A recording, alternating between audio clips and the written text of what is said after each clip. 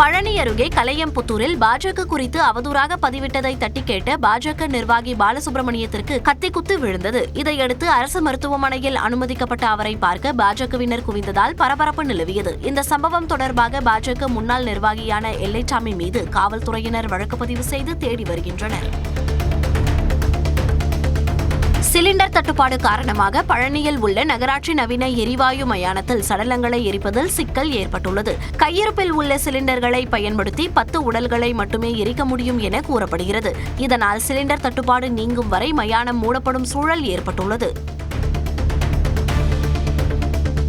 திண்டுக்கல் மாவட்டம் கன்னிவாடி அருகே பெண்ணிடம் கத்தியை காட்டி மிரட்டி 7 சவரன் தங்க நகையை மர்ம நபர்கள் பறித்துச் சென்றனர். குயவநாயக்கன்பட்டி பகுதியில் செவந்தியம்மாள் என்ற பெண் தோட்டத்து வீட்டில் தனியாக இருந்தார். அப்போது முகமூடி அணிந்து வந்த மர்ம நபர்கள் கத்தியை காட்டி மிரட்டி 7 சவரன் தங்க நகை, 1,40,000 ரூபாய் ரொக்கம் ஆகியவற்றை பறித்து சென்றனர். விழுப்புரத்தில் கரும்பு டன் ஒன்றுக்கு 4,000 வழங்க வேண்டும் என்று வலியுறுத்தி விவசாயிகள் கையில் கரும்புடன் போராட்டத்தில் ஈடுபட்டனர். கரும்பு விவசாயிகளுக்கு 2025-2026 ஆண்டிற்கு அனுப்பிய கரும்புக்கு சிறப்பு ஊக்கத்தொகை வழங்க வேண்டும், இயங்காத புதுவை மாநில கூட்டுறவு சர்க்கரை ஆலையை பொதுப்பகுதியாக அறிவிக்க வேண்டும் என்று வலியுறுத்தி ஆட்சியர் அலுவலகம் முன்பாக ஆர்ப்பாட்டத்தில் ஈடுபட்டனர்.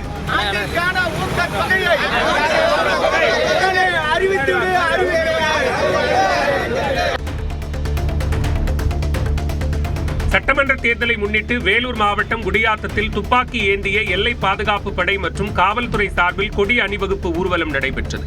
மக்கள் அச்சமின்றி வாக்களிக்கவும், பதற்றமான வாக்குப்பதிவு மையங்களில் மக்கள் அச்சமின்றி வாக்கு செலுத்துவதை உறுதி செய்யும் வகையிலும் கொடி அணிவகுப்பு நடந்தது. குடியாத்தம் புதிய பேருந்து நிலையம் அருகில் காவல் துணை கண்காணிப்பாளர் சுரேஷ் தலைமையில் இந்த அணிவகுப்பு நடைபெற்றது.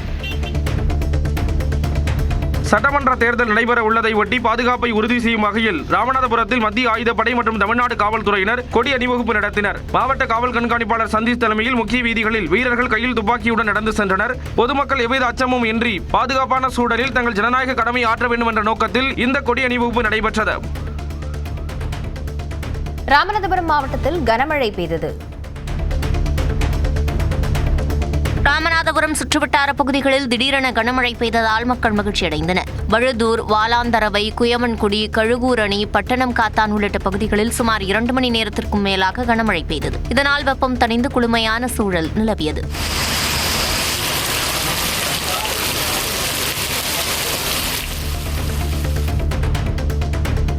புதுக்கோட்டை பழைய பேருந்து நிலையம் அருகே உள்ள அம்பேத்கர் சிலைக்கு ஜரிகை துண்டை கொண்டு முண்டாசு கட்டப்பட்டது குறித்து காவல்துறையினர் விசாரித்து வருகின்றனர். ஒருங்கிணைந்த நீதிமன்ற வளாகத்தின் ஒரு பகுதியில் உள்ள அம்பேத்கர் சிலை கூண்டு அமைத்து பாதுகாக்கப்படுகிறது. இந்நிலையில் இந்த சிலைக்கு அடையாளம் தெரியாத நபர்கள் முண்டாசு கட்டியுள்ள நிலையில் விடுதலை சிறுத்தைகள் கட்சியினர் காவல் நிலையத்தில் புகார் அளித்த நிலையில் விசாரணை நடைபெற்று வருகிறது.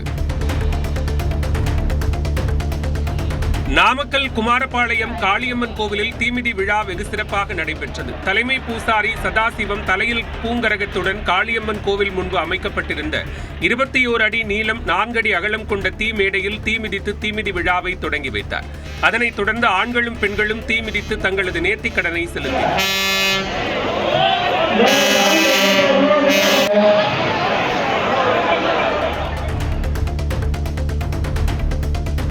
திருவாரூர் அருகே பாண்டவை ஆற்றில் குறைந்த அளவு தண்ணீர் செல்வதால் நெற்பயிர்கள் போதிய அளவு நீரின்றி காய்வதாக விவசாயிகள் வேதனை தெரிவிக்கின்றனர். தண்ணீர் பற்றாக்குறையால் மகசூல் இழப்பு ஏற்பட்டிருப்பதாகவும், என்ஜின் மூலம் தண்ணீர் இறைத்தால் கூடுதல் செலவு ஏற்படுவதாகவும் விவசாயிகள் தெரிவிக்கின்றனர். இதனையடுத்து முறை வைக்காமல் ஆறுகளில் நீர் திறக்க நீர்வளத்துறையினர் நடவடிக்கை எடுக்க வேண்டும் என்றும் விவசாயிகள் கோரிக்கை விடுக்கின்றனர். சென்னை எம்கேபி நகரில் கஞ்சா மற்றும் வலி நிவாரண மாத்திரைகளை போதை மாத்திரைகளாக விற்பனை செய்த 8 பேர் கைது செய்யப்பட்டுள்ளனர். எருக்கஞ்சேரியில் வலி நிவாரண மாத்திரைகள் வைத்திருந்த திருமலை என்பவரை கைது செய்த காவல்துறையினர் அவர் அளித்த தகவலின் பேரில் வினோதினி, புவனேஸ்வரி, தென்னரசு, அசோக்குமார் மற்றும் 17 வயது சிறுவர்கள் 3 கைது செய்தனர். இதில் வினோதினி வீட்டிலிருந்து 1300 வலி நிவாரண மாத்திரைகள், 1.5 கிலோ கஞ்சா மற்றும் 5,48,000 ரூபாய் ரொக்கம் பறிமுதல் செய்யப்பட்டது. திருப்பூரில் ஆர்ட் கேலரி குடோனில் ஏற்பட்ட தீ விபத்தில் சுமார் 50 லட்சம் ரூபாய் மதிப்பிலான பொருட்கள் எரிந்து சேதமடைந்தன. பூ மார்க்கெட் பின்புறத்தில் உள்ள குடோனில் இருந்து திடீரென கரும்புகை வெளியேறியதை கண்ட பொதுமக்கள் அச்சமடைந்தனர். தகவல் அறிந்து விரைந்த தீயணைப்புத் துறையினர் 1 மணி நேரம் போராடி தீயை கட்டுக்குள் கொண்டு வந்தனர். மின்கசிவு காரணமாக தீ விபத்து ஏற்பட்டதா என்ற சந்தேகத்தின் பேரில் காவல்துறையினர் விசாரணை நடத்தி வருகின்றனர். தமிழ்நாடு சட்டப்பேரவைத் தேர்தலை முன்னிட்டு பெரம்பலூர் மாவட்ட பாதுகாப்பு பணிக்காக வந்துள்ள எல்லை பாதுகாப்பு படை வீரர்களின் அடையாள அணிவகுப்பு நடைபெற்றது. பொதுமக்கள் அச்சமின்றி வாக்களிப்பதை உறுதி செய்யும் வகையில் இந்த அணிவகுப்பு நடத்தப்பட்டது. இதேபோல் சேலம் மாநகரில் பாதுகாப்பு பணியை உறுதிப்படுத்தும் வகையில் துணை ராணுவப் படையினரின் அடையாள அணிவகுப்பு நடைபெற்றது. சேலம் மாநகருக்கு முதற்கட்டமாக வந்துள்ள 65 துணை ராணுவ வீரர்கள் காவலர்களுடன் இணைந்து மாவட்ட ஆட்சியர் அலுவலகம் முதல் தாதுபாய் கோட்டை வரை முக்கிய வீதிகள் வழியாக அணிவகுத்து சென்றனர். நாகையில் பணிக்கு செல்லும் வழியில் விபத்தில் சிக்கி உயிரிழந்த காவலரின் உடலுக்கு காவல்துறை சார்பில் அஞ்சலி செலுத்தப்பட்டது. 100 அவசர அடைப்பு பிரிவில் பணியாற்றி வந்த காவலர் விநாயகம் லாரி மோதிய விபத்தில் உயிரிழந்தார். அவரது உடல் சொந்த ஊரான செம்போடைக்கு கொண்டுவரப்பட்டு பொதுமக்கள் அஞ்சலிக்காக வைக்கப்பட்டது. இறுதிச் சடங்கில் காவல்துறையினர் மலர் வளையம் வைத்து 21 குண்டுகள் முழங்க முழு அரசு மரியாதையுடன் அவருக்கு இறுதி அஞ்சலி செலுத்தினர். ராமநாதபுரம் மாவட்டம் தொண்டி பேரூராட்சியில் பழைய சிமெண்ட் சாலையை அகற்றாமல் அதன் மேலேயே தரமற்ற முறையில் பேவர் பிளாக் சாலை அமைக்கப்படுவதாக புகார் எழுந்துள்ளது. சிமெண்ட் கலவையை சரியாக பயன்படுத்தாமல் அரசு நிதியை வீணடிக்கும் வகையில் இந்த பணி நடைபெறுவதாக பொதுமக்கள் குற்றம் சாட்டுகின்றனர். தரமான சாலை பணிகளை உறுதி செய்யவும் பணிகளை சரியாக மேற்பார்வை செய்யாத அதிகாரிகள் மீது நடவடிக்கை எடுக்கவும் கோரிக்கை விடுத்துள்ளனர். திருமங்கலம் நகராட்சி எல்லைக்குள் விதிமுறை மீறி அமைந்துள்ள கப்பலூர் சுங்கச்சாவடி நகராட்சி எல்லைக்கு அப்பால் இருப்பதாக தவறான தகவல் அளித்த தேசிய நெடுஞ்சாலைத்துறை அதிகாரிக்கு சுங்கச்சாவடி எதிர்ப்பு குழுவினர் கடும் கண்டனம் தெரிவித்துள்ளனர்.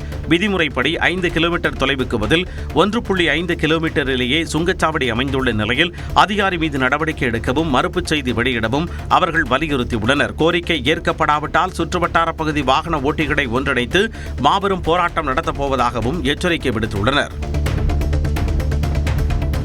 திருவாரூர் மாவட்டம் ஆலங்காடு அரசு உயர்நிலைப்பள்ளி சமையலறையில் கேஸ் கசிவு காரணமாக தீ விபத்து ஏற்பட்டது. இதில் முன்னாள் மாணவர் ஒருவரின் தைரியமான செயலில் பெரிய அசம்பாவிதம் தவிர்க்கப்பட்டது. மதிய உணவு தயாரிக்க சமையலர் கேஸ் அடுப்பை பற்ற வைத்தபோது டியூபில் கசிந்து தீப்பிடித்தது. இதில் ஒருவருக்கு காயம் ஏற்பட்டது. தகவல் அறிந்து வந்த அப்பள்ளியின் முன்னாள் மாணவர் ஒருவர் ஈரசாக்கு கொண்டு தீயை கட்டுக்குள் கொண்டு வந்தார். மாவட்டம் கோவில்பட்டியில் மெழுகு தட்டுப்பாடு மற்றும் விலை உயர்வு காரணமாக தீப்பெட்டி பண்டல் விலையை உயர்த்த தீப்பெட்டி உற்பத்தியாளர்கள் திட்டமிட்டுள்ளனர். இஸ்ரேல் மற்றும் ஈரான் இடையிலான போர் காரணமாக ஈரானிலிருந்து வரவேண்டிய மெழுகு தடைப்பட்டுள்ளதால் 80 ரூபாய்க்கு விற்பனையான 1 கிலோ மெழுகு 130 ரூபாய்க்கு உயர்ந்துள்ளது. இதனை சமாளிக்கும் வகையில் தீப்பெட்டி பண்டல் விலையை உயர்த்த தீப்பெட்டி உற்பத்தியாளர்கள் திட்டமிட்டுள்ளனர்.